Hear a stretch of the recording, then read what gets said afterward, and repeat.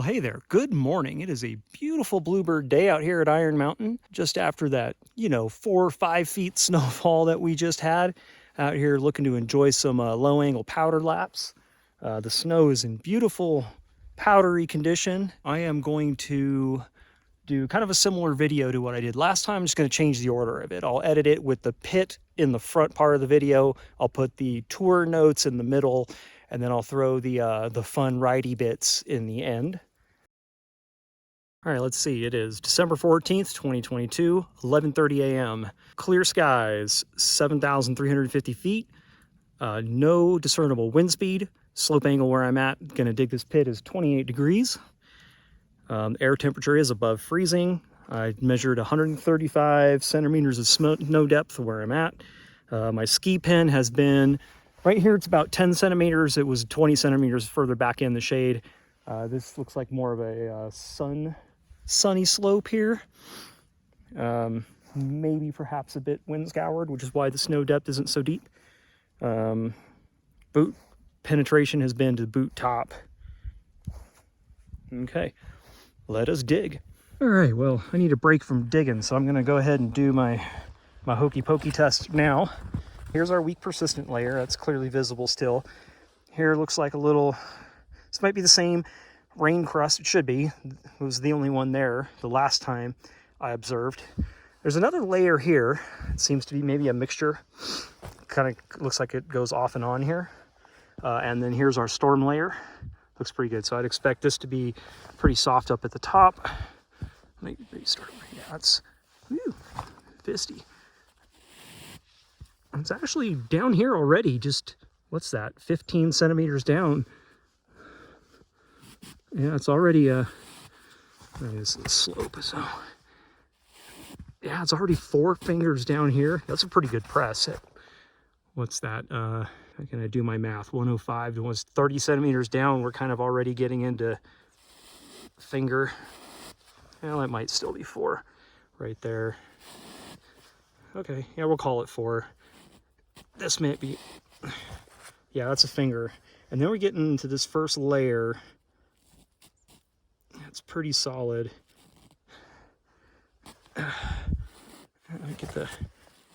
There's a finger there. So it's a finger here. Let me get the pencil out. It's right here to right about, no, that's not right.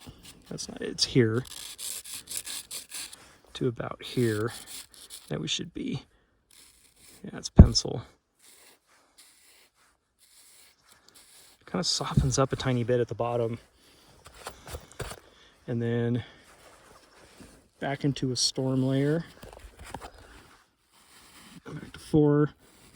And then we're gonna, yeah, I'm gonna call that 4 because we're at this other layer set here. It's like there to about there. Yeah, that's pencil. Same as last time. Yeah, it's pencil. So from here, mark that out there, there.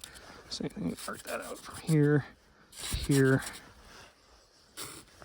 And then what do we got over here? Yeah, that's 1 finger. Down to 30. Right about 30, it's pencil again. It's pretty solid there. And then we have our weak persistent layer. So let's see how this is holding up. That's still pretty weak. It's stronger than last time though. Like, let's get some of the snow out of here. So this is something I've not been trained on, but that looks like pretty large grains, pretty loosely held together. So yeah, that persistent weak layer is still there, pretty weak. So it takes a lot more effort to get a fist into it than it did before. So I think we might be somewhere. I'm going to put that between fist and 4 fingers. That's pretty solid. And yeah, I think it's improving. All right, so that's how I've drawn that out. Fairly complex snowpack, it looks like. Mostly some pretty decent layers. Other than, he's got these little kind of crusts in between, but pretty right side up, other than the little crusty bits. And this seems like it'll settle out nicely. It's just that damn layer at the bottom. So I got a call from a very kind gentleman from the Sierra Avalanche Center. He gave me some tips on my last video. One of them was my mindset to always be looking for instabilities. Like, so just because you dig a pit in one area doesn't mean the whole thing is stable.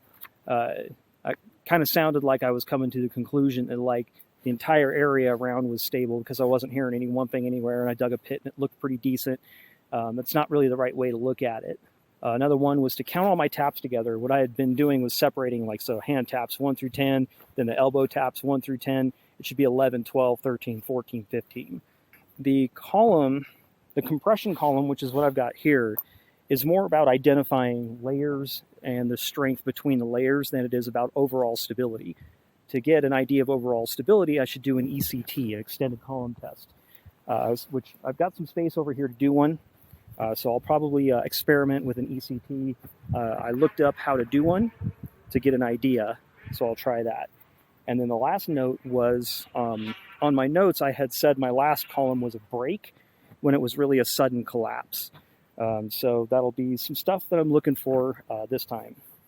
This column, I moved my pole over here, is 130 centimeters, so it's a little tall.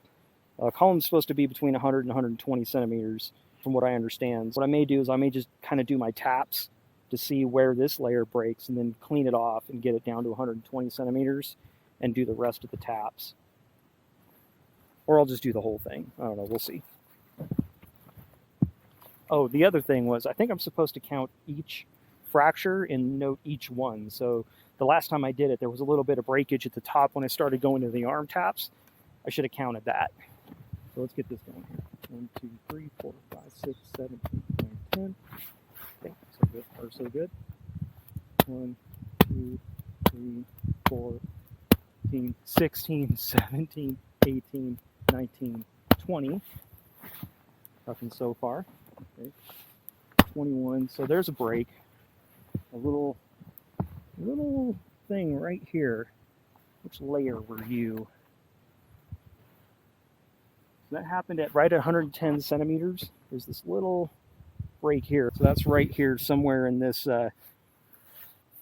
4-finger layer where that first little crack right there appeared. 2, 3, 4, 25, 26. There's another one right below it. And I'm not quite sure what I'm looking at. I mean, there's a line. It looks like a pretty good planar fracture. Planar or mostly planar fracture requires more than one loading step to cross the column, or the block does not slide easily on the layer. I don't know. Is that a resistant planar? Are these resistant planars? I'm going to guess that they're RPs. I don't really know. I'm going to put RP down here because that's kind of what it, based on the definition, kind of looks like. I was on 26, so I'm going to keep on going. 27, 28, 29, 30. No collapse of the base layer. Now, if I understand this right, I think I can remove a lot of this column and do a modified test. Let me look into that. 30 by 30 column, isolate 10 centimeters below the targeted weak layer, remove all but 15 centimeters of the snow above the targeted weak layer, measured at the back of the column. Okay, so let's do that, because I still want to see a break in here if I can. So let's do the deep tap test. Targeted weak layer here, that is at 35, so 40, 45, 50. That's going to be here. Whew. So this is my attempt at a deep tap test. I've never done one before. I don't even know if I'm doing it right.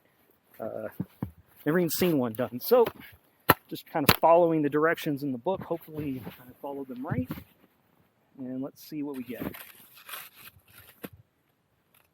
1, 2, 3, 4, 5, 6, 7, 8, 9, 10. 1, 2, 13, 14, 15, 16, 17, 18, 19, 20, 21, 22, 23, 24, that's hurting my hand, 25, 26, 27, 28, 29, 30. Holy shit, it didn't collapse at all. That's at the ground. So even with the deep tap test, no result. See, column is loose, so I did cut it correctly. So yeah, all right. Just the only thing that's loose there is the ground. Playing around with it, can't get it. That's what it took. So I don't know. Maybe that wake layer is starting to heal pretty good. That's a good sign. Good sign for future healing. All right. Here's a trick I learned. I got a BCA saw. I got a BCA scepter pole. My pole goes right into the freaking saw here, like this, and becomes an extender. How about that? Pretty cool, huh? I should be able to get my, that goes 100. So I basically need to go all the way to the handle. I've done my best to isolate this 90 centimeter column, 30 centimeters wide. All right, I guess you go from one corner, doesn't matter which one, and I'm going to need to scrape a little bit off of here. All right, let's give it a go. 5, 6, 7, 8, 9, 10, 11, 12.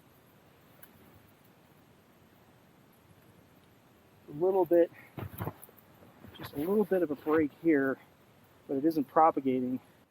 I don't know if I'm supposed to count it if it doesn't propagate or what. Send the column test, fracture initiates but does not propagate. Okay, so that would be ECT and 12.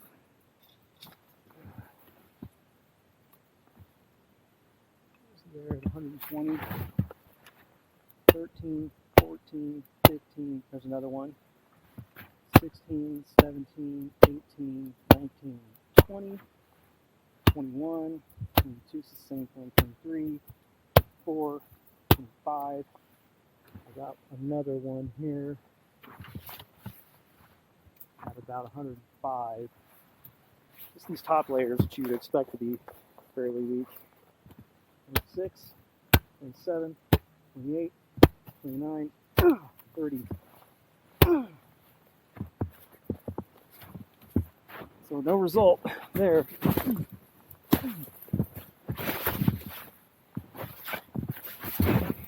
Yeah, I can't even pull the column down. There it fractured there at the rain layer. Getting real jiggy with it.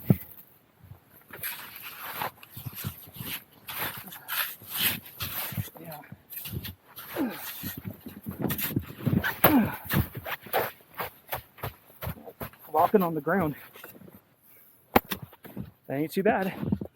I'm actually not getting any results on the PSW. So good signs. Plus some snowmobiles just came through here and went through a pretty dumb area to go through. Survived. So anyway, let's ride. Okay, I'm over the west-facing bowl. This slope here is about 34 degrees at the steepest point that I measured. I don't see any evidence of any existing avalanches here. This is a pretty bad terrain trap down there. You can see if this whole edge here decided to go, it would just run you into those trees. On the slope that I had measured last time at 31 degrees, I can't tell if this is a crack or an animal track. It looks like it's got footprints in it almost. I zoomed all the way in.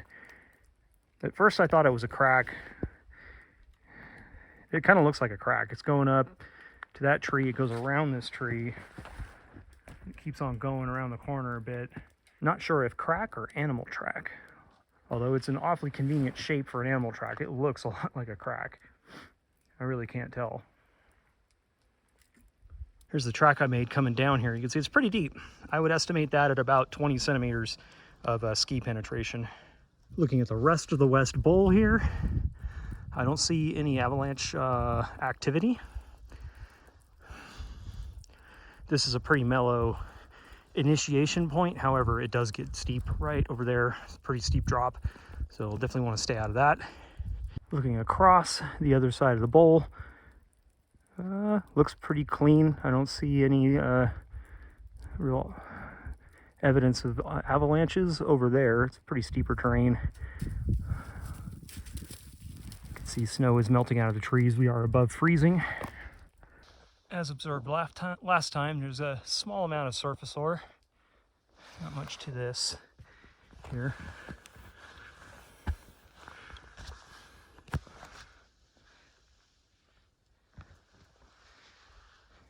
This whole west-facing bowl is looking really tasty. The drop in here is about, if I dropped in right there, it's about 28 degrees. If I drop in over there, it's closer to 26. I think if I stay over there, that's all pretty low angle, and I won't have to worry about like any kind of triggers from this point because I won't be below it. So maybe go down here, hang a right through those trees, go down that way to get into that kind of drainage down there and take that down. It's all pretty mellow once you get down there. I've done this run before. It's a fun one. So yeah, I think I'll dig my pit somewhere around here. Actually, before I ride, I'm gonna skin up just a little further. I wanna go check out that the cliff area and see if there's any new avalanches over there. So here's that steep spot I was at last time. Looks like whatever evidence of the avalanche prior has been completely buried. No new evidence of an avalanche. You can see just how steep this is. Woo! Getting ready to go. Definitely evidence of suicidal snowmobilers, though, playing right at the base of this thing, which is obviously nonsensical. They clearly didn't read the warnings about you could trigger avalanches from, you know, the terrain below, avalanche terrain, because of the persistent weak layer. There's that high consequence path. This slide zone just lands in all those trees, and there's a snowmobile track up in there. Yeah, not the best idea to be snowmobiling at the base of this thing.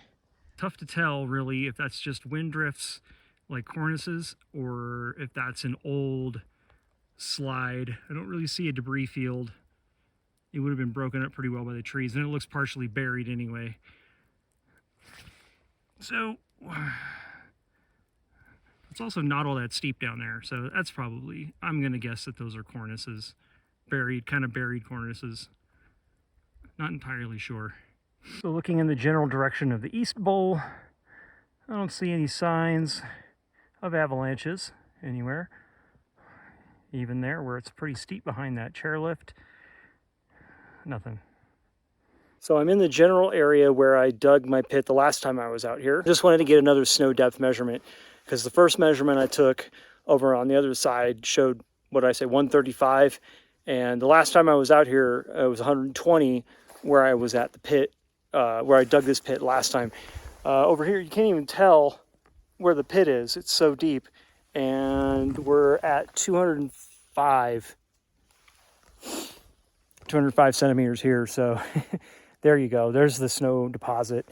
Same location, depth measurement, considerably more snow. Even after a few days of compaction, that's eaten up a lot of my pole.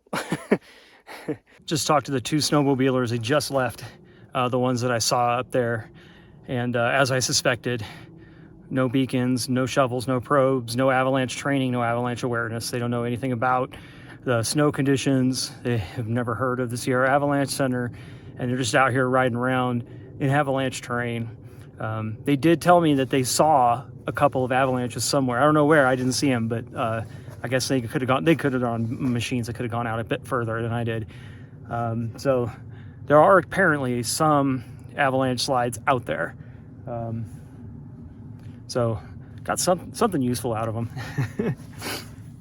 tried to educate them a little bit, but they sound like the kind of people who feel like they already know everything there is to know. They don't need any education. So good luck to them.